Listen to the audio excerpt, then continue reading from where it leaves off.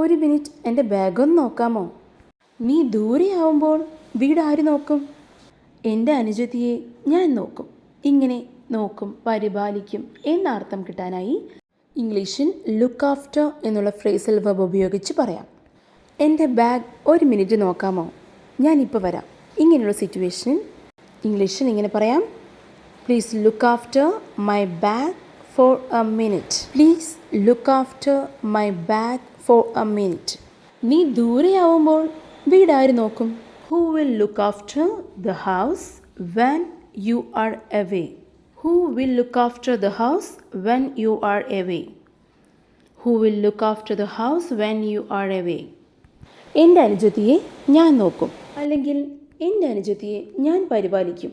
I look after my younger sister. I look after my younger sister. ഇതുപോലുള്ള daily വീഡിയോസിനായി do subscribe English with Jo. Thank U.